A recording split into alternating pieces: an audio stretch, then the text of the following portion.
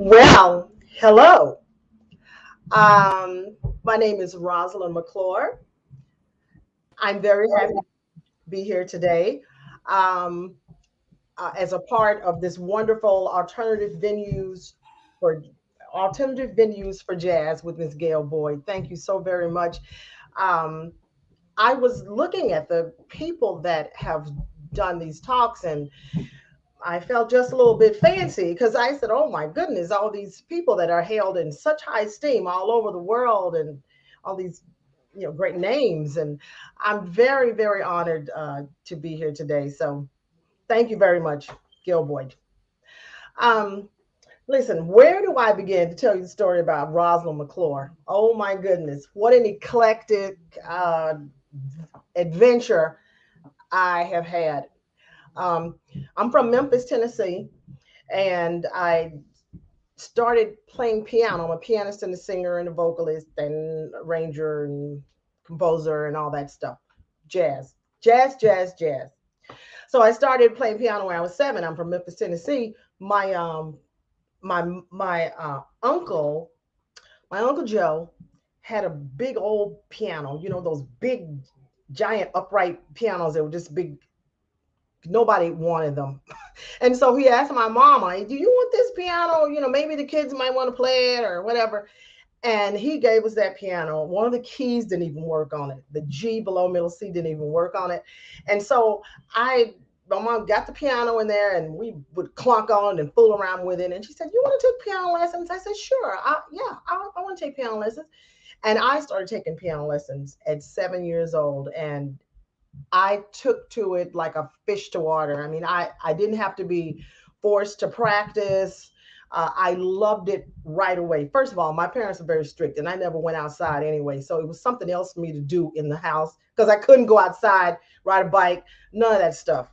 Oh, yes, very strict parents. And so I would play this, I took the lessons and I would advance faster than the teacher could even keep up with me. And my mom would say, she's played everything in the book. You need to give her a different book. I mean, I just really, really took to it. Then I started playing for the church. Well, that opened up a whole nother world of learning at a very early age. I started playing when I was 13 for a church, for my church, and I made $250 a month, which was a lot of money at 13. It was plenty of money for me.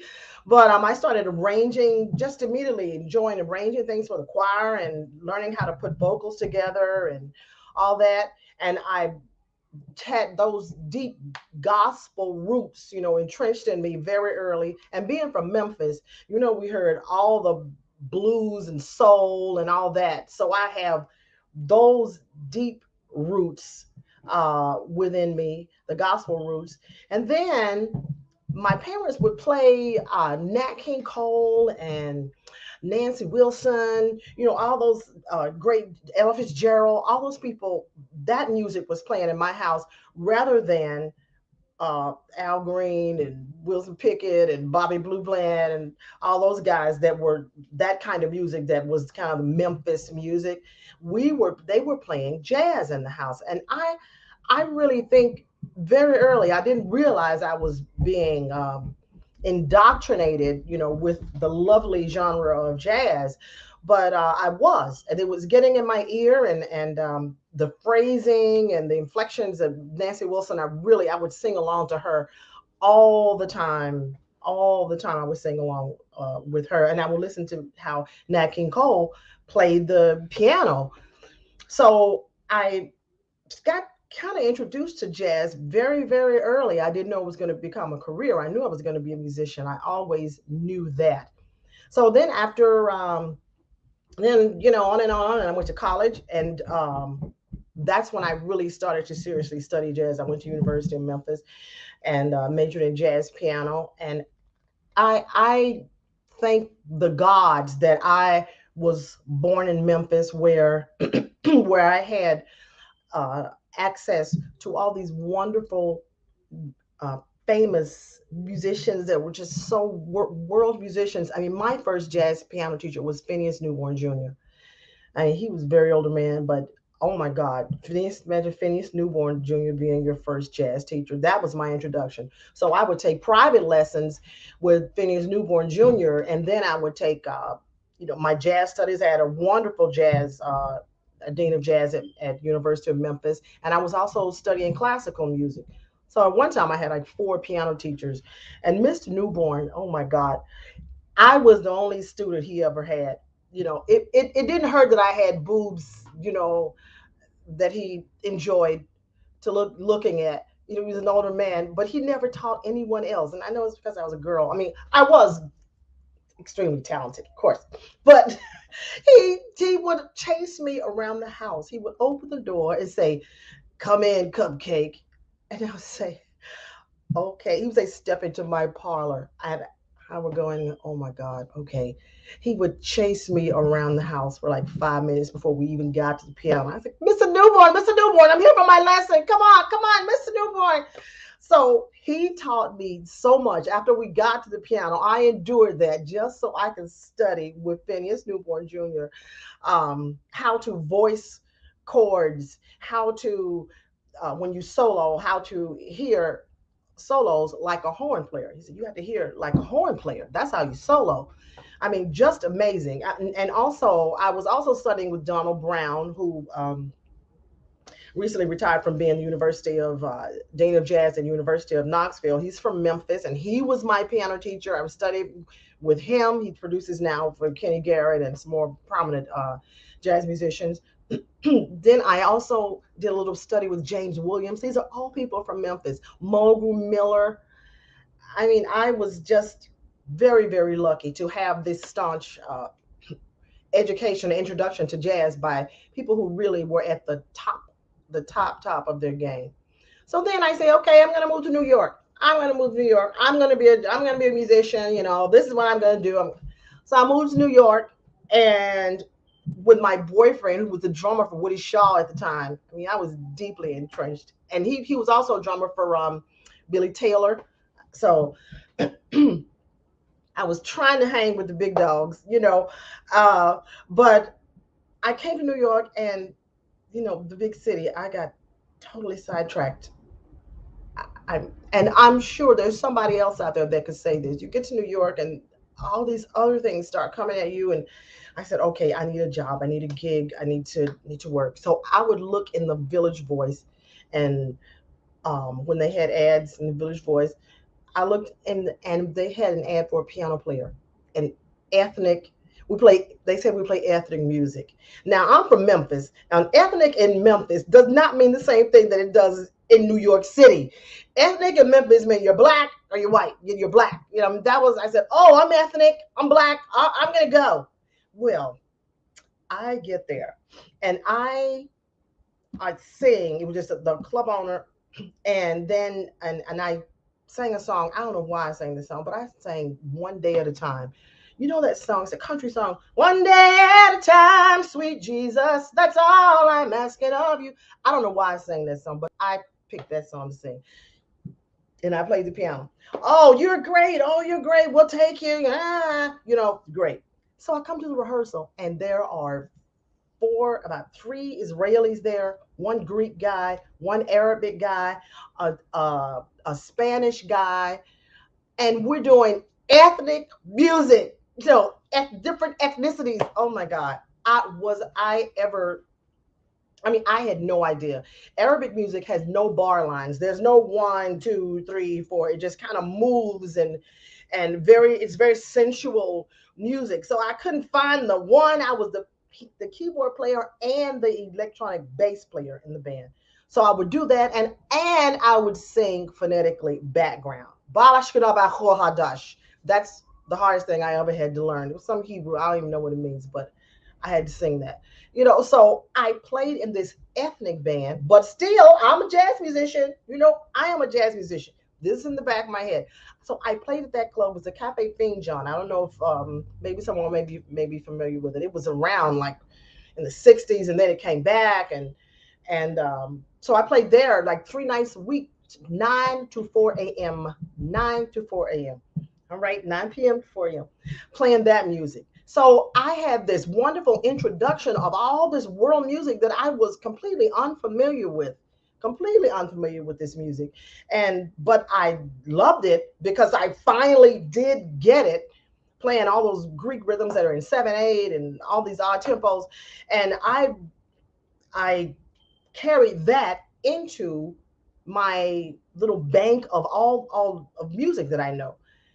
So I said, okay, I'm going to play this music, and then it turned into the Cafe Wah, which is another famous club in the '60s. During the Beatnik era, Bob Dylan and Bill Cosby and Richie Havens, yeah, uh, all these Bob Dylan, all these famous people used to come down to the Cafe Wah. Well, they turned it back into the Cafe Wah again, like real. And so then I was playing like cover music. I was a keyboard player and the bass player and singing and arranging stuff for the band. It was a very popular band. We were so popular that everybody heard about us. I did all these famous people started asking us to do parties. Well, I used to handle the parties. I did 4 parties for Sting, Michael Jordan. I did some parties for Martha Stewart. I did parties for like everybody.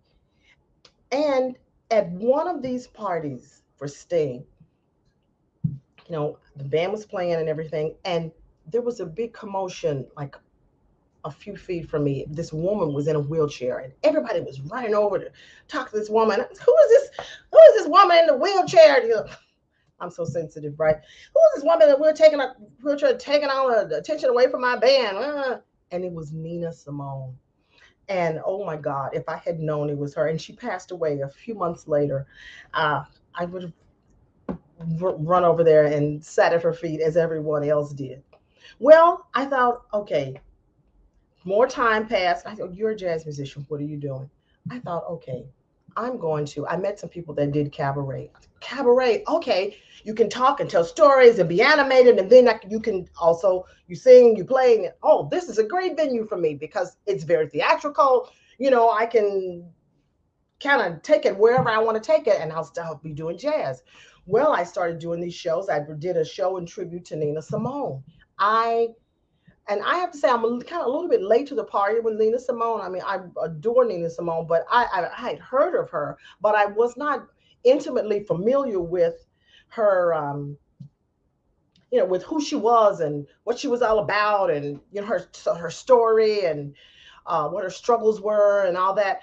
But I bought everything I could find on Nina Simone, every album, every book. I read books. I read just like absolutely everything. Just immersed myself into Nina Simone so I could interpret what she did through Rosalyn McClure, because Nina Simone is not someone you can kind of imitate. You cannot do a Nina Simone song and try to imitate her voice or anything. Her voice is extremely specific, and it's very dramatic and expressive and theatrical. So you can't just copy that. So I thought, okay, I'm going to live in this music. I'm going to live in this music and really, really try and capture through my own interpretation who she is, and keep into the true spirit of the music. Well, I thought that I did that very well. I played in lots of cabaret rooms around New York, and I did a tour of that show in Italy, which was very well received. And so I said, okay, you're doing your jazz, you're doing your music. Why don't you sit down and write some songs? You need to put a record out. If you're going to really get in the game, you got to do a record. So I started sitting down thinking about what I want to write about. Who am I as an artist? Who am I? And when you start to put things together, things you would never think of in a different atmosphere or a different frame of mind, you don't think about. But when you're creating, I don't know, it's just things come to you. And what came to me was an experience I had when I was, I don't know, maybe 7 or 8. My mama would have bridge parties at her house every week. Back in the day, every week, Tuesdays at 2 o'clock. That was bridge time. All the ladies of the neighborhood would come, or yeah, 3 or 4 of them. I think 4 for bridge or something. And they would come over. They would be extremely well dressed. And I would be dressed too, extremely well dressed. We were well dressed in our house. And so I would wait, not in with them because they would do their grown up talk and all that. But after everything was over, I could come out and say hi to everybody and have some of the tea sandwiches or whatever my mom was serving for the day. And that memory came to me, and I said, I want to write about that because that's a very unique and beautiful memory to me. I want to write about that. So I wrote The Pretty Painted Ladies of Wellington Street, all these beautiful ladies that were made up, and we lived on Wellington Street. So that's the name of my record that I released last year, last February, in the middle of the pandemic, another story. But The Pretty Painted Ladies of Wellington Street is the name of my record. And I wrote a song with that title. And I kind of was trying to channel the vibe of Stephen Sondheim when I wrote that record because I really love Stephen Sondheim. I love all the songs from Sunday, Follies, and I was trying to write, something that where I could really tell a story and keep the listener engaged and bring up the imagery of what I experienced during those bridge parties. So I wrote about that, and then I said, okay, you've been playing in church forever. You have that gospel thing going, you have that blues thing going. So there are some songs on the record that have that vibe in it. I play Hammond B3 organ on a few things on the record because I love a Hammond B3. And then I have about four Nina Simone songs on there, which you know, I I want to say I can't get away from Nina Simone, and I don't want to get away from Nina Simone. I just keep being drawn into that music. I have two arrangements of "Sugar in My Bowl" on that record. One is kind of funky gospel with the B3, and one is the akin to the recording that she made, which was kind of a loungy type of presentation. So I I put the record out, and I said, now who's going to hear this record? Because I'm not signed to a label.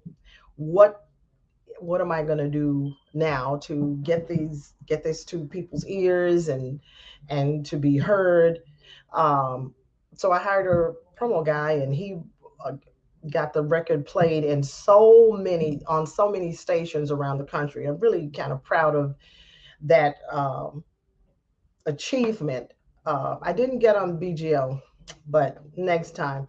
But I was everywhere. I mean, I would hear it myself, so I was very very proud of that. So now I am writing my next record, and uh, going through the last 2 years, I'm sure they're gonna I'm gonna have some things to say uh, about what has happened. Let's just talk about the pandemic. That's it. That's the big elephant in anybody's room. Um, I'm going to say that people during the pandemic with families had a different experience than somebody going through the pandemic and who is single, which I am single. I don't have a cat, a dog, a goldfish. I am here. And um, I know people were they were sick of their families, trying to get away from their kids and all this. And I thought, oh, I just want to be around some people. I'm not around any people. I go to the grocery store with my 50 masks on, and that was the highlight of my week and everything. And I said, oh my gosh, what can I be doing now? Now, musicians would say, listen, you got all this time on your hands. You should be shedding. You should be practicing. You should be, all this stuff. And it's like, okay, I know I should be doing that, but why don't I feel like doing that? I don't know. Everything was so consumed. The atmosphere was so consumed with uncertainty and fear of the unknown, and you know death. and oh, how, I don't want to get this. Can I go to the store? Do I go to the store? It's it was. I just felt really kind of overwhelmed with all of it, and I watched a lot of dumb television. And then I'm trying to learn to draw, try to paint. So I just got my easel back there behind me. Maybe you can see it. Um, I threw myself into that, learning how to draw, and I would practice. I did absolutely play the piano and sing and try to keep my keep my voice up, but I wasn't. Like Charlie Parker went to the Ozarks or whatever and shedded. When they told him to get off the stage, and he went and just really got his act together. And I did not shed. I practiced, but I did not shed. And I don't know how the pandemic going through my head interfered with my creativity. I just kind of didn't feel like creating anything. I was, oh my goodness, I have to come out of this. I have to come out of this. So now I'm feeling, more. I had some things planned for December and in January, but then, Mr. Omicron came and said, not yet. So I canceled those things, and I'm kind of relaunching myself in April. I have a couple of lectures to do at some local colleges in Brooklyn, and a performance at a new venue that opened in Brooklyn called the Atlantic in April. So I'm kind of gonna say I'm starting my gig life back um, in April. And in the meantime, um, I've been doing some teaching to younger people that I like to introduce to jazz. Um, when young people think about music, I mean, they listen to um, the radio and the pop songs and everything, and I just go, you know, many of them, this is their aspiration. Uh, Cardi B and Megan the Stallion. I'm offering no opinion on those people, but I I think that it would be wonderful for them to have to feel as though they have a different option with music. Music is not only just pop music, and wherever I can promote jazz and introduce it in a way that is fun, and in a way that where it won't feel like something hard to do, I really try and do that. So I may have very simple arrangements of standards like "Fly Me to the Moon" and things that are in the key of C's, and things for that young people can play and that can sing, um, because I want to keep the education of jazz alive, the performance of jazz alive. I mean, the last 2 years, it was bad for every one in the entertainment genre. But jazz, we gotta really hold the hand of jazz, hold its hand, and keep it moving, keep it walking, keep it alive, keep it in the atmosphere, or just like the other specificities, in classical and opera and all these things. These things, you have to really, they're all funded, heavily funded and everything, but I just really feel they need to be there, or else, I mean, we're just left with Lil Wayne and Megan Thee Stallion. so, so I really feel good about being a part of keeping that part of being a part of jazz in that way, as far as much as performing, because I absolutely love the stage. I absolutely love it. So I'm very excited about getting back to it. Um, I I'm very excited about getting back to it as soon as I can. Now, what I would like to also impart to uh, viewers as um, when you reach a certain level of success, if you're like really really famous, it's very easy to I mean, I have seen it. I'm not famous or anything, but I just have seen this many times. You become very complacent, and you don't need to grow. You don't because I mean, what do you have everything? I mean, you're hungry when you're trying to get everything, but once you attain it, where does your inspiration come from once you uh, once you attain your success? And with the genre of jazz, I really think you must keep growing. Growth is like blood in your veins when you're a jazz musician. I think you must keep growing. You must keep learning. You must keep exploring. You must keep practicing like I should be. Growth is so very very important uh, in the world of jazz study, and I would like that anyone that will come to see me perform say, oh wow, this time she did that, and the last time she did this, and the last time she did that, and I I really thrive on trying to keep people surprised and entertained. And, I've gone to see jazz people, and I don't know, I guess they think, you're not supposed to, have a good time and all that. They did in the back in the heyday of jazz. People used to really party to jazz music, but now it just kind of feels like many shows, not everyone, but many. I go see people and they're just, this is serious music, and the musicians don't talk to the audience. uh, they don't say anything. They just kind of throw some songs out there at you, and they're very accomplished, and they are swinging and they're doing their thing, but oh my god, where's the show?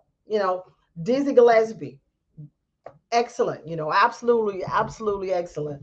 um, so I think that it's important to keep everything moving and shaking when you're on the stage with jazz. Um, well, so what I am my next project is going to be I am trying to start a blues society in Jersey City. I live in Jersey City, and I want to start something where we can do present acts and like festivals. And I know we have a lot of festivals, but I don't think we have I don't think you can have too many of them. I think to uh, keep jazz out there in the world where everyone can see it and be a part of it. I mean, there are a lot of there used to be so many more places to play jazz, and there's just not that many places. And I would think that um, in New York there used to be so many places to play, but now everything is kind of everything is kind of not like it used to be. You have the Blue Note and you have Smoke and some other places, but let's really everybody in this platform, everybody all over the world, everybody under the sound of my voice, let's try to keep holding jazz, the hand of jazz, to keep it alive and thriving all over the world. Thank you very much. I'm so happy that I was a part of this, and I hope I said something that will inspire you and that will perhaps just brighten your day. Thank you very much.